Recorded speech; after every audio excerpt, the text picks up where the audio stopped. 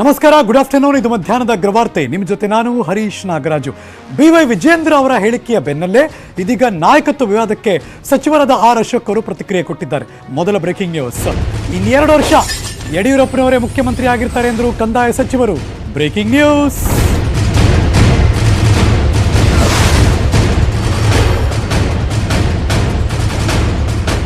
ಕೆಲವೇ ಹೊತ್ತಿನ ಮುಂಚೆ BY ವಿಜೇಂದ್ರ ಅವರು ಮೈಸೂರಲ್ಲಿ ಮಾತಾಡಿದ್ರು. ಕೆಲವೇ ಹೊತ್ತಿಗೆ ಮುಂಚೆ ಹಾಸನದಲ್ಲಿ ಕಂದಾಯ ಸಚಿವರಾದ ಆರ್ ಅಶೋಕ್ ಅವರು ಕೂಡ ಪುನರುಚ್ಚಾರ ಮಾಡಿದ್ರು. ಸಿಎಂ ಬೀದಿ ಬೀದಿ ಸುತ್ತಿ ಕೊರೋನಾ ನಿಯಂತ್ರಿಸ್ತಾ ಇದ್ದಾರೆ. ಯಡಿಯೂರಪ್ಪನವರಿಗೆ ನಾವೆಲ್ಲ ಅಭಿನಂದನೆ ಸಲ್ಲಿಸ್ತಾ ಇದ್ದೀವಿ. ಹಾಸನದಲ್ಲಿ ಕಂದಾಯ ಸಚಿವರ ಹೇಳಿಕೆ ಇದು. ಆರ್ ಅಶೋಕ್ ಅವರು ಏನು ಮಾತಾಡಿದ್ರು ಬನ್ನಿ ನೋಡೋಣ. ರಾಷ್ಟ್ರೀಯ ನಾಯಕರಾಗಿರ್ತಕ್ಕಂಥ ರಾಷ್ಟ್ರೀಯ ಪ್ರಧಾನ ಕಾರ್ಯದರ್ಶಿಗಳು ಮತ್ತು ಕರ್ನಾಟಕ ರಾಜ್ಯದ ಉಸ್ತುವಾರಿಗಳಾಗಿರ್ತಕ್ಕಂಥ ಅರುಣ್ ಸಿಂಗ್ ಜಿ ಅವರು ಬಹಳ ಸ್ಪಷ್ಟ ಮಾತುಗಳಲ್ಲಿ ಹೇಳಿದ್ದಾರೆ. ಕರ್ನಾಟಕ ರಾಜ್ಯದಲ್ಲಿ ಸನ್ಮಾನ್ಯ ಯಡಿಯೂರಪ್ಪನವರು ಒಳ್ಳೆಯ ಆಡಳಿತವನ್ನು ನೀಡ್ತಾ ಇದ್ದಾರೆ, ಅವರ ನೇತೃತ್ವದಲ್ಲಿ ಒಂದು ಅವಧಿಯನ್ನು ಸಂಪೂರ್ಣಗೊಳಿಸ್ತಾರೆ ಅಂತಕ್ಕಂಥ ಮಾತನ್ನು ಹೇಳಿದ್ದಾರೆ. ಹಾಗಾಗಿ ಇದ್ರ ಬಗ್ಗೆ ಪದೇ ಪದೇ ಚರ್ಚೆ ಮಾಡ್ತಕ್ಕಂಥದ್ದು ಅವಶ್ಯಕತೆ ಇಲ್ಲ. ರಾಷ್ಟ್ರೀಯ ನಾಯಕರುಗಳು ಹೇಳಿದ್ದಾರೆ, ರಾಜ್ಯಾಧ್ಯಕ್ಷಗಳು ಹೇಳಿದ್ದಾರೆ, ಸ್ವತಃ ಮುಖ್ಯಮಂತ್ರಿಗಳು ಕೂಡ ಹೇಳಿದ್ದಾರೆ. ಇನ್ನೆರಡು ವರ್ಷಗಳ ಕಾಲ ನಾನು ಮುಖ್ಯಮಂತ್ರಿಯಾಗಿ ಒಳ್ಳೆ ಆಡಳಿತವನ್ನು ಕೊಡ್ತೇನೆ ಅಂತಕ್ಕಂಥ ಮಾತನ್ನು ಹೇಳಿದ್ದಾರೆ. ಸನ್ಮಾನ್ಯ ಯಡಿಯೂರಪ್ಪನವರ ನೇತೃತ್ವದಲ್ಲಿ ಭಾರತೀಯ ಜನತಾ ಪಾರ್ಟಿ, ನಮ್ಮ ರಾಜ್ಯ ಸರ್ಕಾರ ಉತ್ತಮ ಕೆಲಸ ಮಾಡ್ತಾ ಇದ್ದಾರೆ. ಅವರ ನೇತೃತ್ವದಲ್ಲಿ ಅವಧಿಯನ್ನು ಸಂಪೂರ್ಣಗೊಳಿಸ್ತಾರೆ ಅಂತಕ್ಕಂಥ ಮಾತನ್ನು ಭಾಳ ಸ್ಪಷ್ಟವಾಗಿ ಹೇಳಿದ್ದಾರೆ. ರಾಷ್ಟ್ರೀಯ 2 ವರ್ಷಗಳ ಕಾಲ ಯಡಿಯೂರಪ್ಪನವರೇ ಮುಂದುವರಿತಾರೆ. ಅವರ ನೇತೃತ್ವದಲ್ಲೇ ನಾವು ಈ ಸರ್ಕಾರವನ್ನು ನಡೆಸ್ತೀರಿ.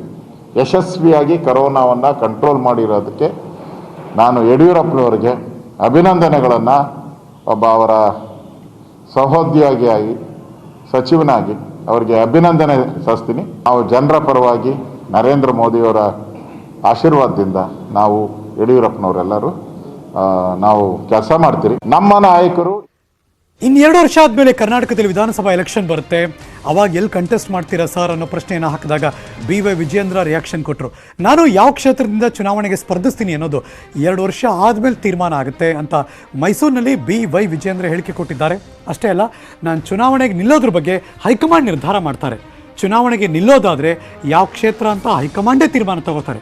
ಅಲ್ಲಿ ತನಕ ಪಕ್ಷ ಸಂಘಟನೆಗೆ ಅಷ್ಟೇ ನನ್ನ ಕೆಲಸ ಅಂತ BJPಯ ರಾಜ್ಯ ಉಪಾಧ್ಯಕ್ಷ BY ವಿಜೇಂದ್ರ ಅವರು ಹೇಳಿದ್ರು. ಅವ್ರೇನು ಮಾತಾಡಿದ್ರು ಬನ್ನಿ ನೋಡೋಣ. ಎಲ್ಲಿ ಚುನಾವಣೆ ನಿಲ್ಲಬೇಕೋ ಬೇಡೋ, ನಿಂತರೆ ಎಲ್ಲಿ ನಿಲ್ಲಬೇಕು ಅಂತಕ್ಕಂಥದ್ದು ನಮ್ಮದು ರಾಷ್ಟ್ರೀಯ ಪಕ್ಷ, ರಾಜ್ಯ ನಾಯಕರು, ರಾಷ್ಟ್ರೀಯ ನಾಯಕರು ಎಲ್ಲರೂ ಕೂಡ ತೀರ್ಮಾನ ಮಾಡ್ತಾರೆ. ಇದ್ರ ಬಗ್ಗೆ ನಾನು ಈಗಲೇನು ಚರ್ಚೆ ಮಾಡೋದಕ್ಕೆ ಇಷ್ಟಪಡೋದಿಲ್ಲ. ಇನ್ನೂ 2 ವರ್ಷಗಳು ಇದೆ ಚುನಾವಣೆಗೆ. ನಾನು ಇವತ್ತು ರಾಜ್ಯಾದ್ಯಂತ ಪ್ರವಾಸ ಮಾಡೋದಕ್ಕೆ ಶುರು ಮಾಡಿದ್ದೇನೆ. ಪಕ್ಷ ಸಂಘಟನೆ ಕೆಲಸ ಮಾಡಬೇಕಾಗಿದೆ. ನಾನು ಎಲ್ಲಿ ಚುನಾವಣೆ ನಿಲ್ಲಬೇಕು, ಏನು ನಿಲ್ಲಬೇಕೋ ಬೇಡೋ ಅಂತಕ್ಕಂಥದ್ದು ಪಕ್ಷ ತೀರ್ಮಾನ ಮಾಡುತ್ತೆ. ಇನ್ನು ಕೊಪ್ಪಳದ ಕಡೆ ಹೋಗೋಣ. ಯಡಿಯೂರಪ್ಪನ ಬಗ್ಗೆ ಮಾತಾಡಿದ್ದಾರೆ ಮಾನ್ಯ ಸಚಿವರಾದಂಥ CP ಯೋಗೀಶ್ವರ್ ಅವರು.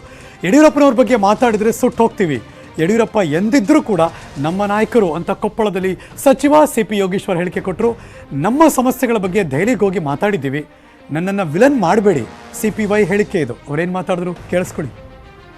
ನೋಡ್ರಿ, ಯಡಿಯೂರಪ್ಪನವ್ರನ್ನ ನಾವು ಯಾವ ಕಾರಣಕ್ಕೂ ಆ ಥರ ಪದಚ್ಯುತಿ ಮಾಡೋ ಕೆಲಸ ನಾವು ಮಾಡ್ತಾ ಇಲ್ಲ. ನಾವು ಮೊದಲಿಂದ ಹೇಳ್ತಾ ಇದ್ದೀನಲ್ಲ, ನಮ್ಮ ಇಂಟರ್ನಲ್ ಸಮಸ್ಯೆ, ನಮ್ಮ ತೊಂದರೆಗಳು ಹೇಳ್ಕೊಳಕ್ಕೆ ಹೋಗ್ತಾ ಇದೀವಿ ಅಂತ. ಆ ಥರ ನಾವು ಯಡಿಯೂರಪ್ಪ ನಮ್ಮನ್ನ ಟಾರ್ಗೆಟ್ ಮಾಡಿಬಿಟ್ರಿ, ನಾವು ಸುಟ್ಟೋಗ್ತೀವಲ್ಲ, ಅದೆಲ್ಲ ಮಾಡಬಾರ್ದು. ಆಮೇಲೆ DK ಶಿವಕುಮಾರ್ಗೆ ನಮಗೂ ಯಾವತ್ತೂ ರಾಜಕೀಯ ವಿರೋಧಿನ.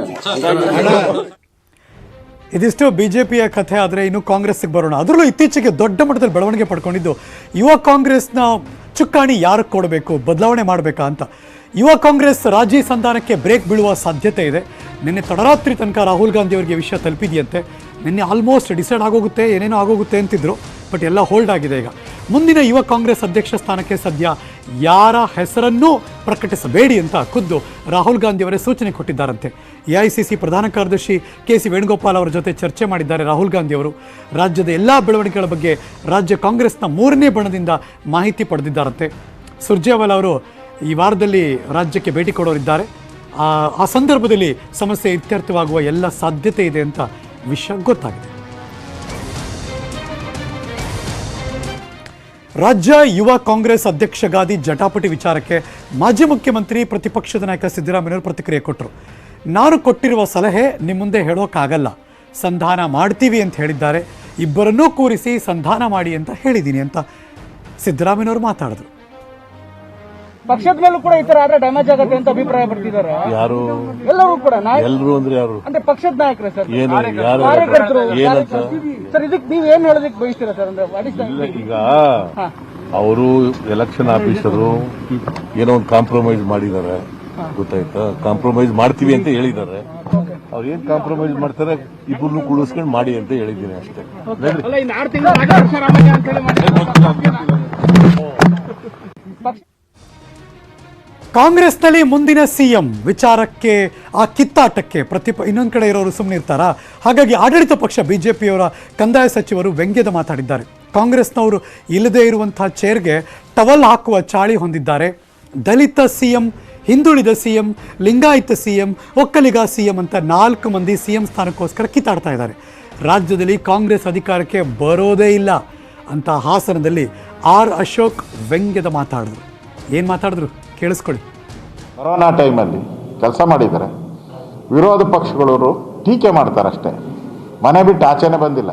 ಈಗ ಒಂದು 10 ದಿನದಿಂದ ಓಡಾಡ್ತಾ ಇದ್ದಾರೆ ಅಷ್ಟೇ.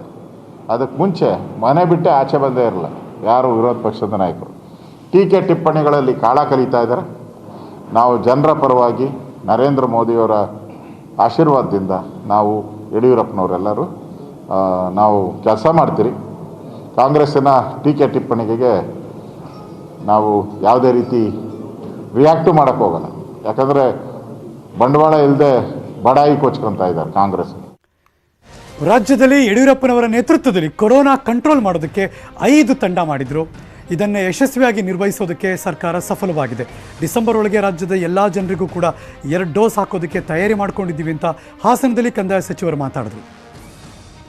ದೇಶ ಮೆಚ್ಚುವ ರೀತಿಯಲ್ಲಿ ಯಡಿಯೂರಪ್ಪನವರು ಕರೋನಾವನ್ನು, ಅಷ್ಟು ವಯಸ್ಸಾಗಿದ್ದರೂ ಕೂಡ ಬೇರೆ ರಾಜ್ಯದ ಮುಖ್ಯಮಂತ್ರಿಗಳು ಮನೆ ಬಿಟ್ಟು ಆಚೆನೇ ಬಂದಿಲ್ಲ, ಮಹಾರಾಷ್ಟ್ರದ ಮುಖ್ಯಮಂತ್ರಿಗಳು. ಆದರೆ ನಮ್ಮ ಯಡಿಯೂರಪ್ಪನವರು ಬೀದಿ ಬೀದಿಯಲ್ಲಿ ಸುತ್ತಿ ದಿನನಿತ್ಯ 10 ಕಾರ್ಯಕ್ರಮ ಮಾಡೋ ಮುಖಾಂತರ ಯಡಿಯೂರಪ್ಪನವರು ಕರೋನಾ ಟೈಮಲ್ಲಿ ಕೆಲಸ ಮಾಡಿದ್ದಾರೆ. ವಿರೋಧ ಪಕ್ಷಗಳವರು ಟೀಕೆ ಮಾಡ್ತಾರಷ್ಟೇ. ಈಗಂತೂ ಲಸಿಕೆ ಅಭಿಯಾನ ನಡೀತಾ ಇದೆ, ಎಲ್ಲ ಕಡೆ ಅರಿವು ಮೂಡಿಸ್ತಾ ಇದ್ದಾರೆ. ಆದರೆ